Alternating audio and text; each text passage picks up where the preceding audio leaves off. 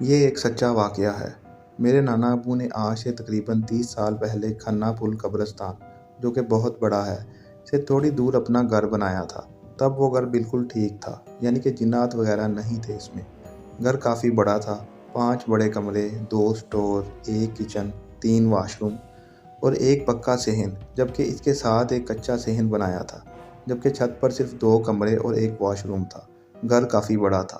جب گھر کو بنے 4 سال ہو گئے تو نانا ابو نے کچے صحن میں ایک کنواں کھدوایا، لیکن کچھ عرصے بعد پانی سوکھ گیا۔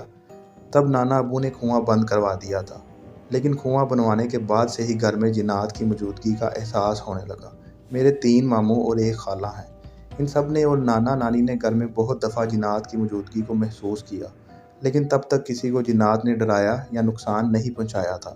میرے بڑے ماموں کی شادی ہوئی تو مامی نے بھی کچھ غیر معمولی چیزیں محسوس کیں۔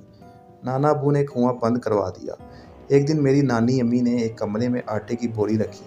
جیسے ہی وہ کمرے سے باہر نکلنے لگیں تو وہ آٹے کی بوری خود بخود کمرے کے دروازے کے پاس آ گری۔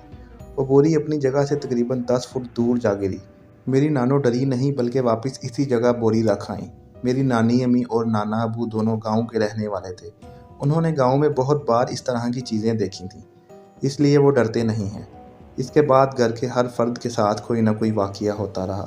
میرے بڑے ماموں اور مامی چھت پر رہتے تھے۔ ایک دن میرے چھوٹے ماموں نے مامی کو ڈرانے کے لیے دور سے چھوٹا بالو مارا۔ وہ مامی کے پاؤں پر لگا، لیکن مامی کچھ کہے بغیر ہی کمرے میں چلی گئیں۔ ماموں سیڑھی سے اترنے لگے تو دیکھا کہ مامی نیچے سے اوپر آ رہی تھی۔ ماموں ڈر گئے اور مامی کو بتایا کہ ابھی وہاں انہوں نے کسی کو بالو مارا تھا۔ مامی نے ماموں کے ساتھ کمرے میں جا کر دیکھا تو وہاں کوئی نہ تھا، لیکن وہ بالو وہیں پڑا تھا۔ ماموں بتاتے ہیں کہ اس رات وہ سو نہیں سکے، کیونکہ کوئی چیز بار بار ان کے پاؤں پر لگتی۔ وہ اٹھ کر دیکھتے تو کوئی نہ ہوتا۔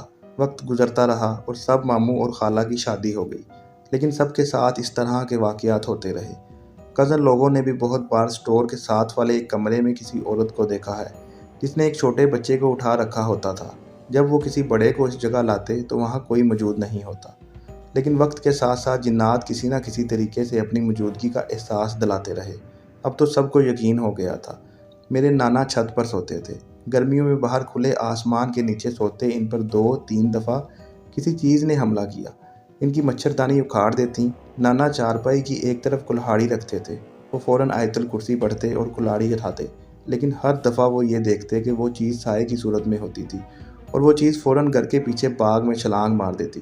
نانی کسی عورت کے کہنے پر ایک خاتون کے پاس گئیں۔ انہوں نے کہا کہ وہ جنات اس بند کنویں میں رہتے ہیں اور آپ کو وہ اس لیے تنگ کرتے ہیں کہ آپ وہ گھر چھوڑ کر چلے جائیں۔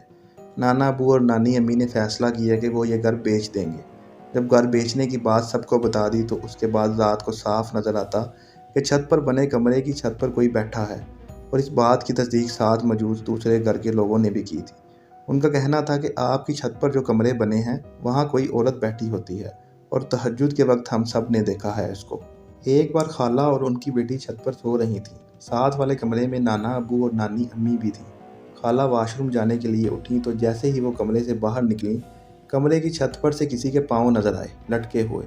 وہ آیت الکرسی پڑھنے لگیں اور نانی امی کو جگایا۔ خیر کچھ عرصہ بعد گھر بک گیا اور اس گھر سے جان چھوٹی۔